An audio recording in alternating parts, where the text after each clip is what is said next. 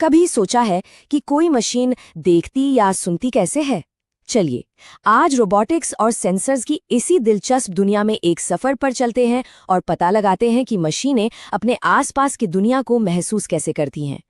और ये कोई साइंस फिक्शन फिल्म की बात नहीं हो रही, ये आज की हकीकत है।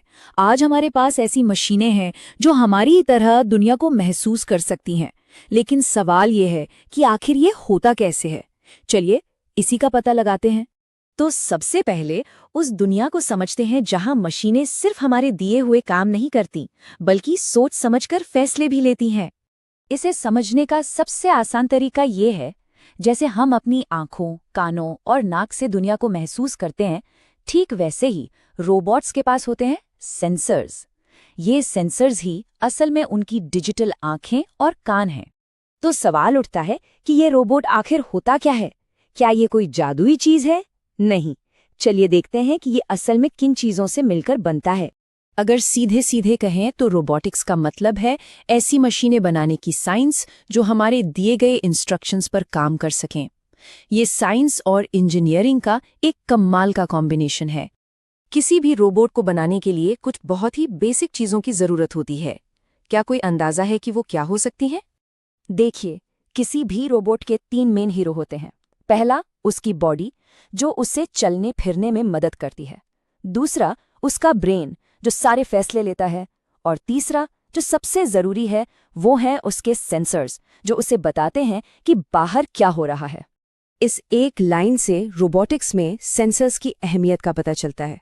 सोचिए, सेंसर्स के बिना एक रोबोट अपने आसपास की दुनिया से पूरी तरह अनजान रहेगा, चाहे उसका ब्रेन कितना भी पावरफुल क्यों ना हो।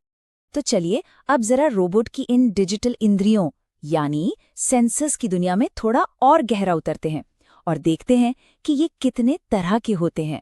तो एक सेंसर का काम बहुत सीधा सा है, जानकारी इकट्ठा करना। वो अपने आसपास के माहौल में हो रहे बदलावों को महसूस करता है, जैसे कि लाइट, दूरी या कोई टच, और इस जानकारी को एक सिग्नल बनाकर रोबोट के ब्रेन तक पहुंचाता है। सबसे पहले बात करते हैं आईआर सेंसर की। ये काले और सफेद रंग में फर्क कर सकता है। आपने वो लाइन फॉलोअर रोबोट्स देखे हैं जो जमीन पर बनी काली लाइन के ऊपर ऊपर चलते रहते हैं? वो इसी सेंसर की मदद से ऐसा कर पाते हैं। अगला है अल्ट्रासोनिक सेंसर।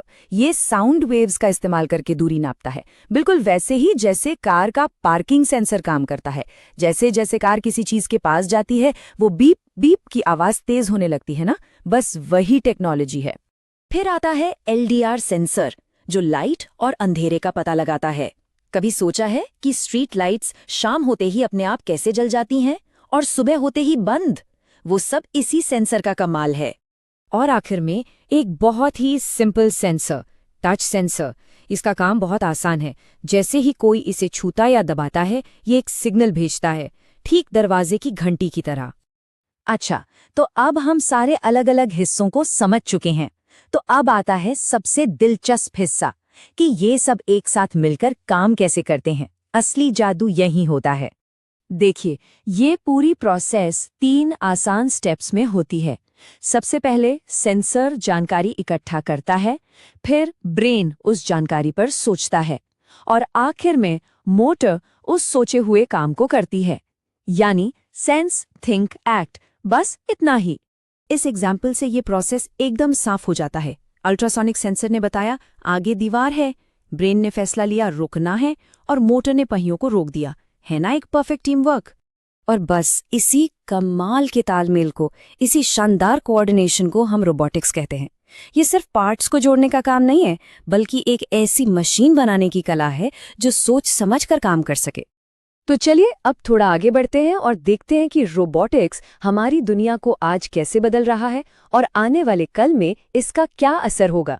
अस्पतालों में मुश्किल सर्जरी करने से लेकर फैक्ट्रियों में भारी भरकम सामान बनाने तक, अंतरिक्ष में खोज करने से लेकर हमारे खेतों और घरों को स्मार्ट बनाने तक, रोबोटिक्स आज हर जगह है और हमारी जिंदगी को बेहतर बना रहा है।